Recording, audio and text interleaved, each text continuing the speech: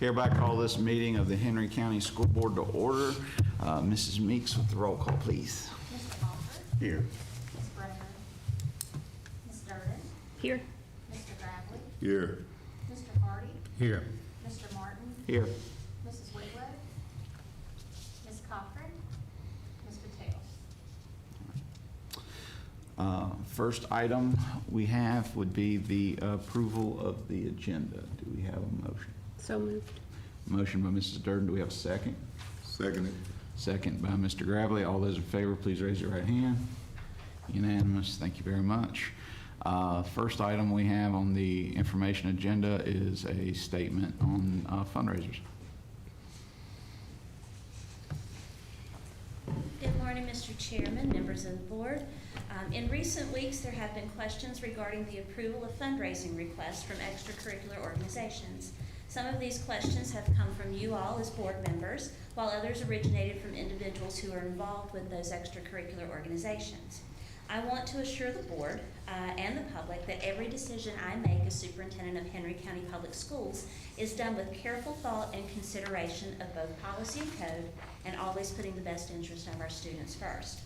I have spent this year reviewing multiple processes and procedures of the school division. In that review, I have identified areas where improvement is much needed. One of those areas is regarding how fundraising efforts are organized, executed, and who is the beneficiary. Specifically regarding the calendar fundraiser, I was one of the people who received random text messages from multiple students soliciting my support of their calendar fundraiser. When I inquired who the persons were, did they know who I was, and how did they get my number, the responses were all similar. The students indicated entering random numbers and stated they did not know who this number was. I asked, how would they get the money from me? The response from a female student was she would meet me to get it. That raises serious concerns for me for the safety of our students. Further, there are additional concerns with the accounting process with this type of fundraiser, as it relies heavily upon cash contributions. The intent to discontinue this particular type of fundraiser was communicated during a monthly principal meeting at the end of first semester, with notice to principals to share with entities who utilized this type of fundraiser. Further, I have emailed an explanation of my decision to the lead contact for a particular organization when she reached out to the board as a whole. I made the board chair aware of that communication.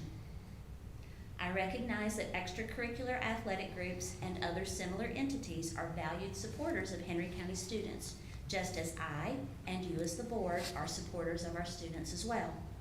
To that end, I will be working to launch an educational foundation this coming school year to provide additional financial support to various programs across the division. As we continue to implement steps to improve our processes and procedures, there may be a version of the calendar fundraiser that will meet with division approval. However, at this time, the calendar fundraiser is not approved.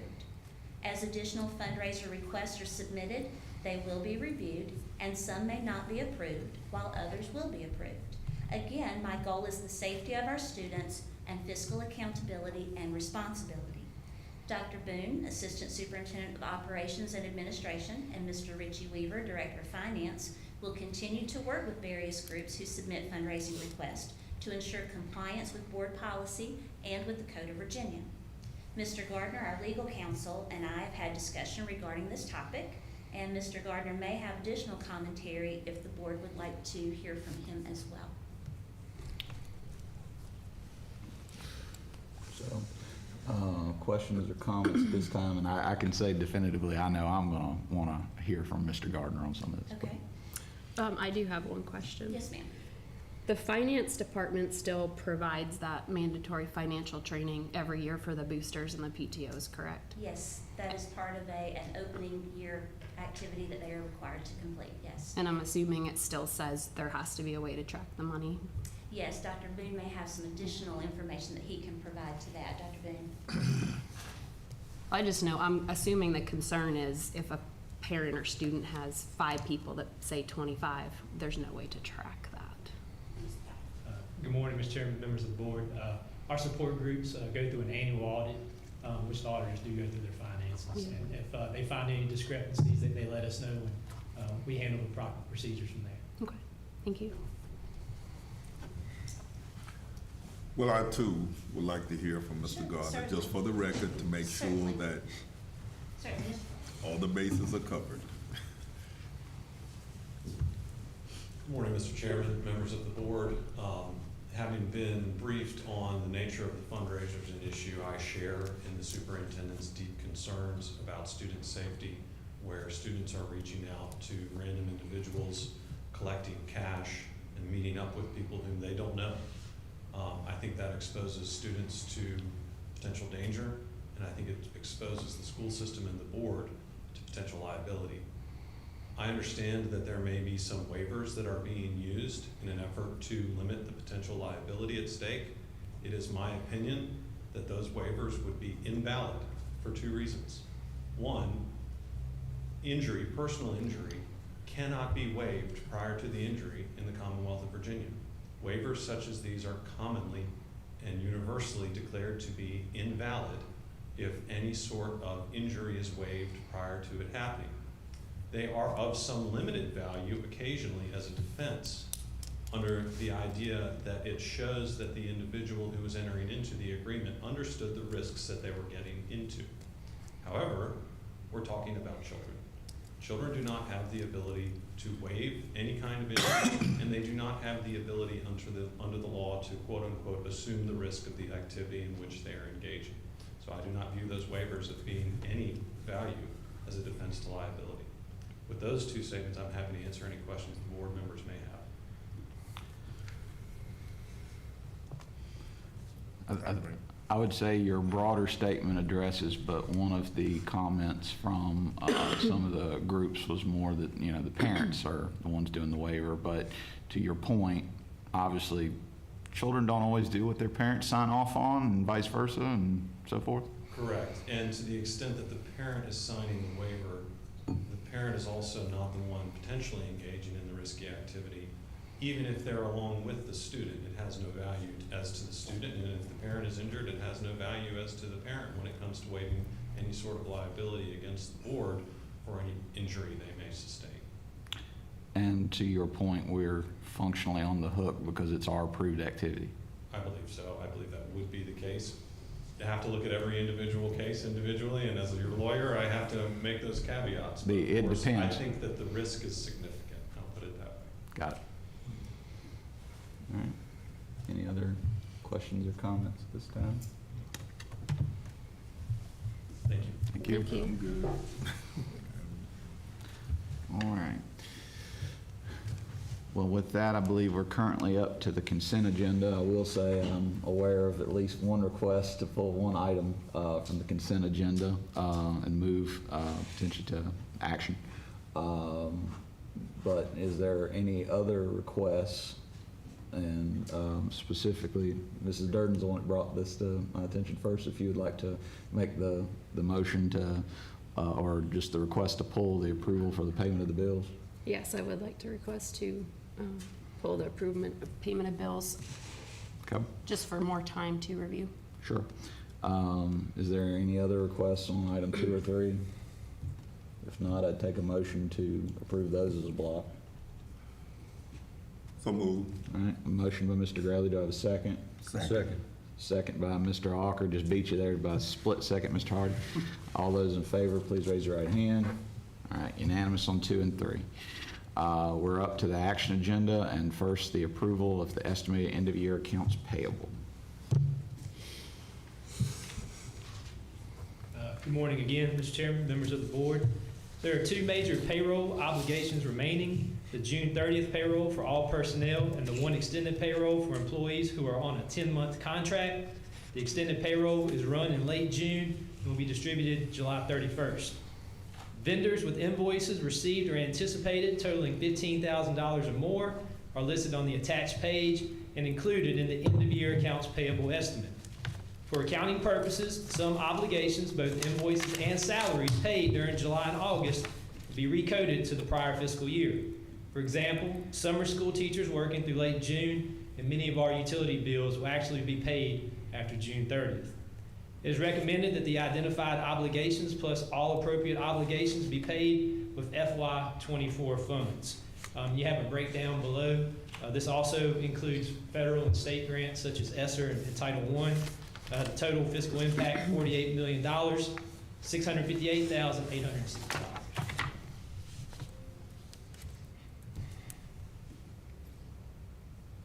Questions or comments from the board? Mr. Chairman, I move to approve the estimated end-of-year accounts payable for FY '24. All right, motion by Mrs. Durden, do I have a second? Second. Second by Mr. Hardy. All those in favor, please raise your right hand. Unanimous, thank you very much. Up to approval of allocating funds for the Henry County School Division Other Post-Employment Plan. Henry County Public Schools has allocated funds since 2009 for other post-employment benefit plan for the school division. The required liability for this plan is $4,475,383. Contributions to this plan varied in the amount between 2009 and 2013. There were no contributions made in 2010 and 2013 through 2018 and 2020 through 2022. Contributions to this plan resumed in FY '23. It has been determined that our contribution to the OPEB trust fund should be continued to be resumed to avoid liability. It is recommended the amount not to exceed $350,000 be allocated to the Henry County School Division OPEB plan. This is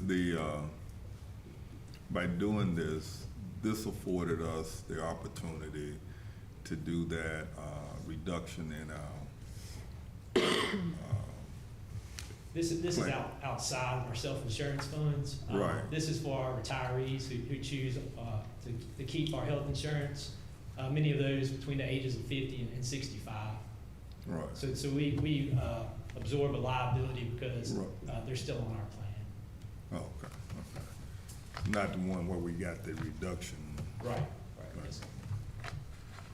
But it does help with our credit by having this. Right. Okay. All right, any other questions, comments, action from the board? Mr. Chairman, I move to approve the allocation of funds for the Henry County School Division of a post-employment plan. All right, motion by Mr. Hardy. Do I have a second? Second. Second by Mr. Gravely. All those in favor, please raise your right hand. Unanimous, thank you very much. We're up to approval to award contract for classroom furniture. Mr. Scott.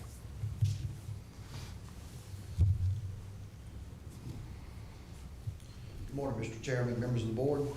Part of our safe and innovative learning environment is to look, our committee is to look for opportunity to improve our learning environment in our schools. Our team has identified the need to continue with upgrades to classroom furniture in our buildings. Bassett Office Supply from Bassett, Virginia, which holds a contract with Henry County Public Schools, has offered a quote not to exceed $600,000 for new classroom furniture in various schools. It's recommended that a contract be awarded to Bassett Office Supply from Bassett, Virginia, in the amount not to exceed $600,000 for this furniture. And as you know, the past couple of years, we've been trying to change out classroom furniture, and it's really made a huge impact, I think, on our learning environment. So it's pretty exciting. Questions or comments? I guess my only question, I know the state for our schools, how do we determine which schools get the furniture? Or you got a rotating plan? Or? Great question. Yes, sir. We're going to look at probably mostly secondary schools on here because we have more of the classrooms. So we'll go back and look at how many we were able to change a couple of years ago, since that happened 2 years. We did elementary this past summer.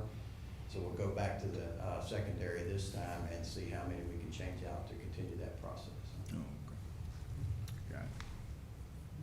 Any other questions or comments? If not, do we have a motion? Mr. Chairman, I make a motion that we approve the award contract for classroom furniture. Second. Second. Mrs. Durden just got in slightly before you, Mr. Hardy, so motion by Mr. Alker, second by Mr. Durden. All those in favor, please raise your right hand. Unanimous, thank you very much. Thank you. And now we're up to R24-03, return of property to the county of the former bus garage. Good morning again, everyone. Over the past few months, I have engaged in notification of the board regarding the former bus garage property and entertaining some input from board members as to how to continue to utilize that property or to revert it back to the county.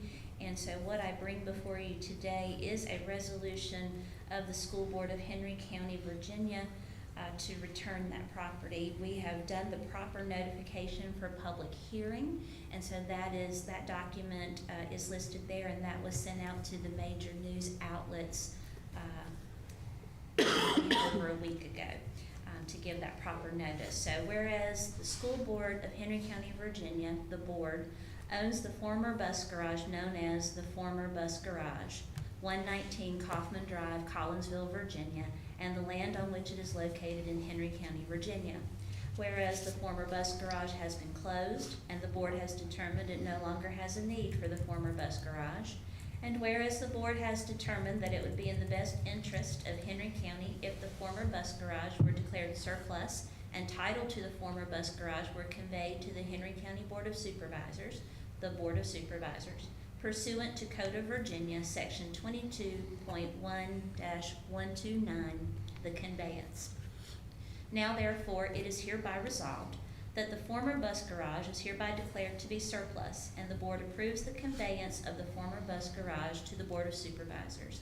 The chairman or vice chairman of the board, either of whom may act alone, is hereby authorized and directed to execute a deed so conveying the former bus garage, to execute any other documents related thereto, and to take any other actions necessary or desirable in connection with the conveyance. Further resolved that all acts of any officer of the board which are in conformity with the purposes and intent of these resolutions or in furtherance of the conveyance are hereby approved, ratified, and confirmed. These resolutions shall become effective immediately. Certification of adoption is these resolutions were adopted at a meeting of the School Board of Henry County, Virginia, at which a quorum was present, duly called, and held on June 20th, 2024, which is today. We are obligated to hold a public hearing on this matter, and Mr. Chairman, I would turn that over to you at this time. I was going to say, has anyone signed up to speak on that matter? No. All right. I would note that the time is 9:18 a.m. Is anyone in the room present to speak on the public hearing regarding the matter before us about the former bus garage being returned? Seeing and hearing none, I would say that this public hearing is closed as of 9:19 a.m. Board, is there any questions, comments, et cetera, on the item before us? All right, well, do we? Yeah, we've had our discussions regarding potential uses, costs, this, that, and the other, as Dr. Blake Lewis noted. Any other items before we adopt? Okay. If none, is there a motion? I move that we adopt the resolution returning the property to the county, the former bus garage. All right, we have a motion by Mr. Gravely. Do we have a second? Second.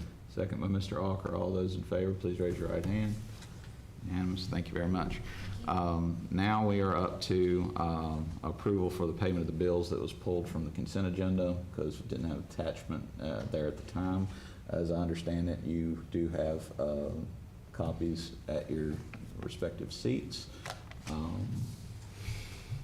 Any commentary, questions, et cetera? I don't have any issue moving forward. I did have enough time before the meeting, but I know Understood. some people came last minute, so I'm not sure when it was put Got it. on board docs. Sure. Anything, any other member of the board? Okay. If there's not, yeah. Do you want to state that in the form of a motion, Mr. Graff? Sure, I move that we accept the approval of payment of bills. All right, we have a motion by Mr. Gravely. Do we have a second? Second. Second by Mr. Hardy. All those in favor, please raise your right hand. Unanimous. Thank you very much. All right, we are up to board celebrations. I guess we'll start down here. Mr. Gravely, do you have anything you'd like? No, not in particular. However, just to, I know we're in the summer months and things kind of relax to a degree. And so for all the staff members that haven't taken a vacation, go ahead. You got my permission. Take a vacation. Relax a little bit. Enjoy the summer because it's right around the corner. We'll be kicking off again. So, you know. Well, thank you, Mr. Gravely. Mr. Alker. I have nothing on my sentiments with Mr. Gravely. I agree. Take vacation. I guess my only joke would be you didn't go full suit today. You relaxed a little yourself. I did. All right. I did. Yeah, me too. I got you. Oh, that's your relaxed version. All right. Got He you. had to go ruin it and put a jacket on. Okay. All right, I hear you. Mrs. Durden. I will just add to the vacation thing. I had the pleasure one day last week of going to Magna Vista in the morning and saw summer school starting, sports starting, the buses, the cafeteria, and I did not realize the enormity of the people that worked throughout the summer. So I'm very thankful for all of them because it definitely takes a lot of people to get those things done. A lot more than I realized. Thank you, Mrs. Durden. Mr. Hardy. Board members, this is going to take me a few minutes, so please just bear with me. Each year, the Virginia School Board Association presents only a few individual recognition awards. One of these awards is the Advocate for Education Award. Now, I have looked at the VSBA website, and it states this: the VSBA invites your board to nominate a school board member for the annual Advocate for Education Award. The importance of advocacy and grassroots engagement is a central component of the Virginia School Boards Association.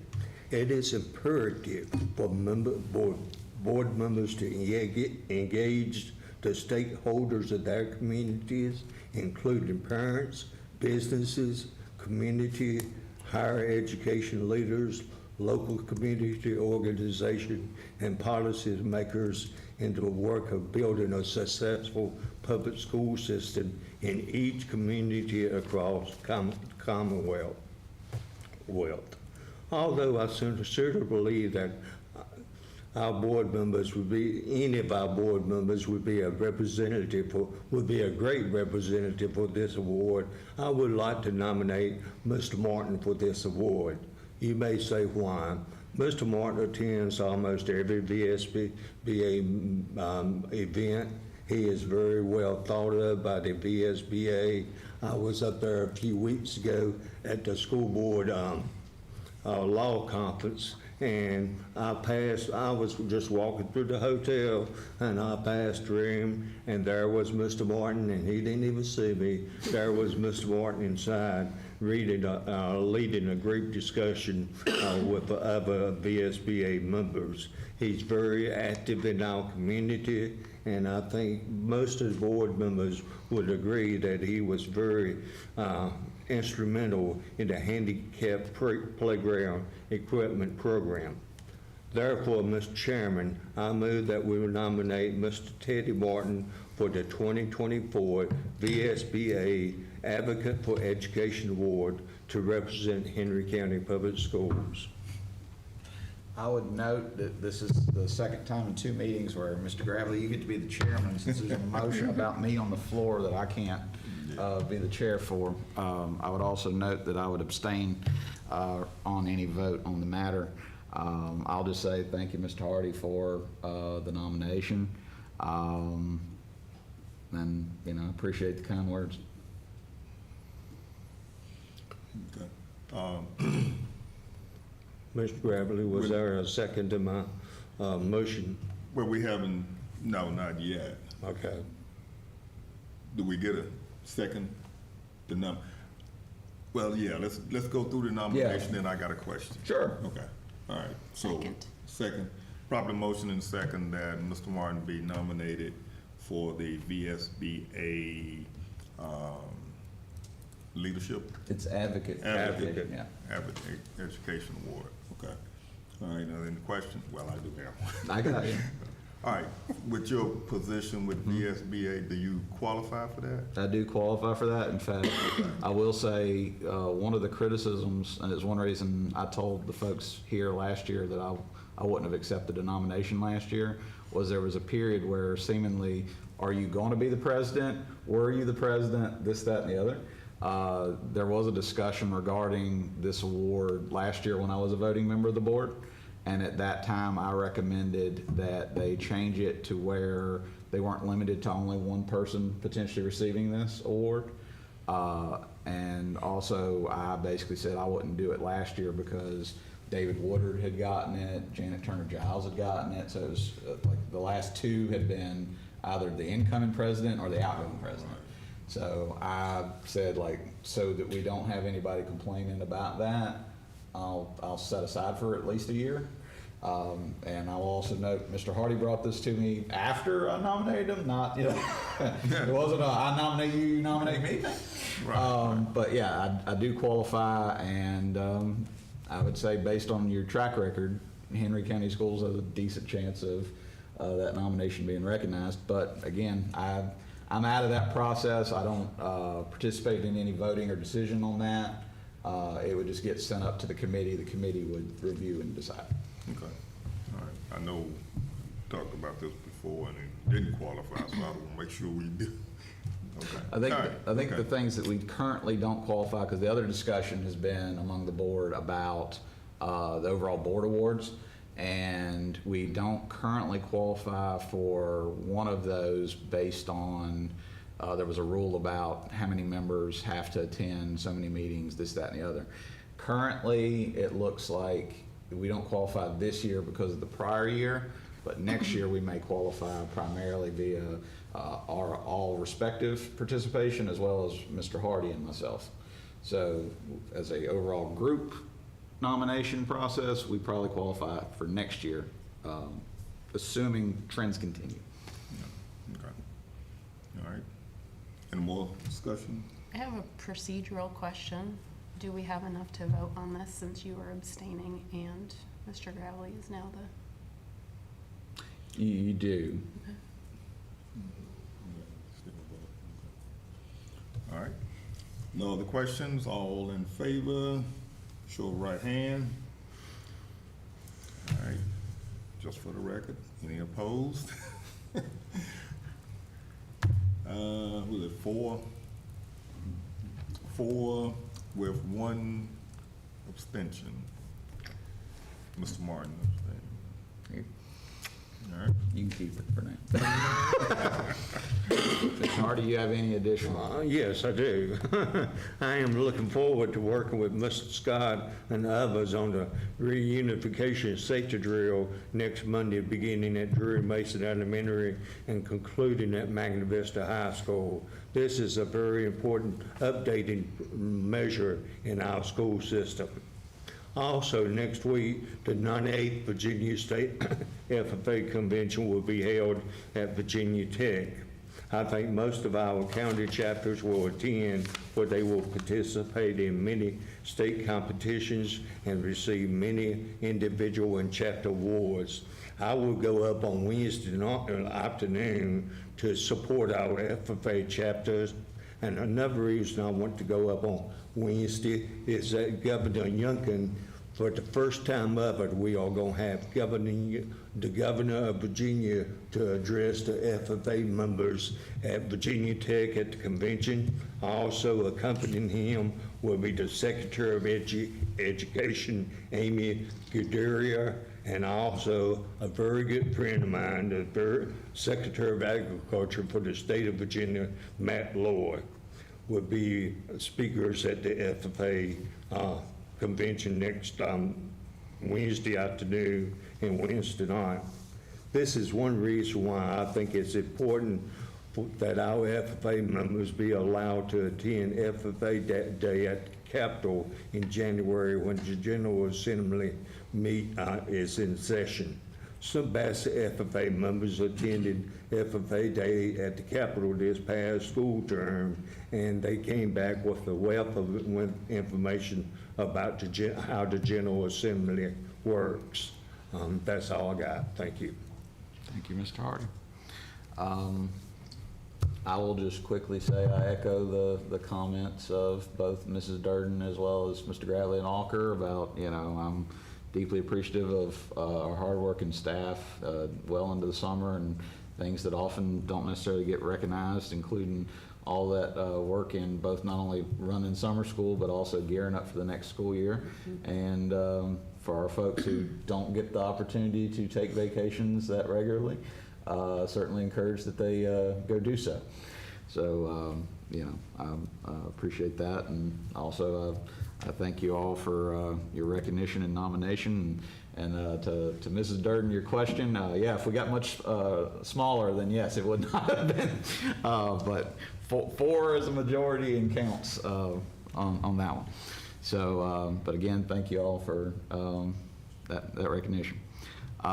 We have a reminder of dates. Our next regularly scheduled meeting is July 11th at 9 here, and then August 1st. And then conference-wise, I would add, backing up a little, our retreat is scheduled for, I believe, July 24th at NCI at noon, starting with a lunch and then working into the work sessions, so forth.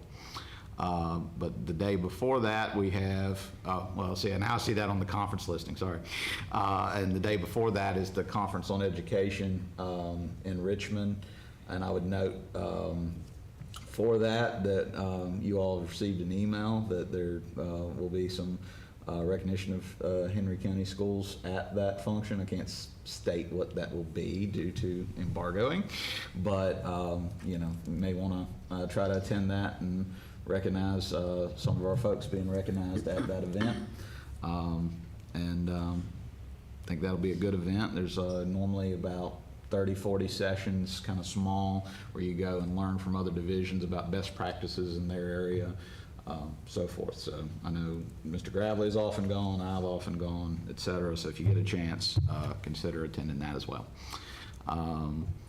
If nothing else, we are looking at going into closed session for 22.1-60 and 22.1-60.1 regarding the appointment and term of the superintendent and certain contractual matters, as well as the evaluation of the superintendent, as well as 2.2-3711A7 of the Code of Virginia for the consultation with our legal counsel pertaining to any actual or probable litigation. Is there anything or a motion to that effect? So moved. Motion by Mrs. Durden. Do I have a second? Second it. Seconded by Mr. Gravely. All those in favor, please raise your right hand. We are in closed. Thank you very much.